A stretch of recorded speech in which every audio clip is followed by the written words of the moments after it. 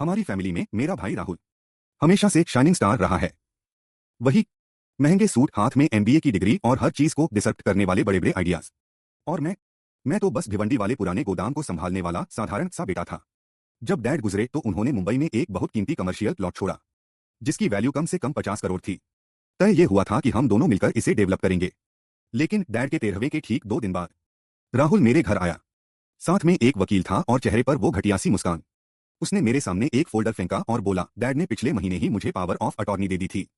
उन्हें नहीं लगा कि तुम्हारे पास इतने बड़े प्रोजेक्ट को संभालने का विजन है। उस वक्त ऐसा लगा जैसे किसी ने सीने में घूंसा मार दिया हो। डैड के हर कीमो सेशन में मैं उनके साथ बैठा था। जब फैक्ट्री में लेबर स्ट्राइक हुई तो मैं उन्हें संभाल रहा था। और राहुल, वो साउथ बॉम्बे की कॉकटेल पार्टीज में नेटवर्किंग कर रहा था।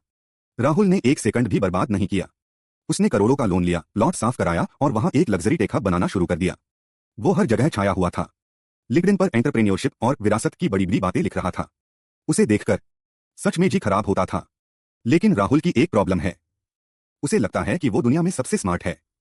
और इसी घमंड में उसने पेपर वर्क की बारीकियों पर ध्यान ही नहीं दिया। पिछले महीने बीएमसी ने उसकी बिल्डिंग पर डिमोलिशन ऑर्डर चिपका दिया।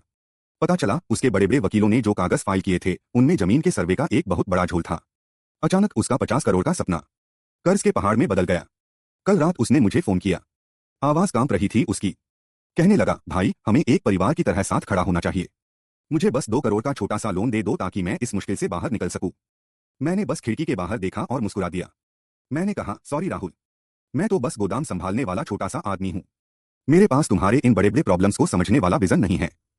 उसे ये नहीं पता कि डैड ने मेरे लिए एक अलग प्राइवेट लॉकर छोड़ा था। उसके अंदर जमीन के असली पेपर्स थे और एक छोटा सा नोट जिस पर लिखा था, उस बेटे के लिए जो साथ रुका। आज राहुल ट्विटर पर अपनी फजीहत की वजह से ट्रेंड कर रहा है। और मैं आराम से अपनी सुबह की चाय पीते हुए अपने खुद के नए प्रोजेक्ट के ब्लूप्रिंट्स देख रहा हूं। कर्मा को एमबीए की डिग्री की जरूरत नहीं होती। उसे बस सही वक्त का इंतजार होता है।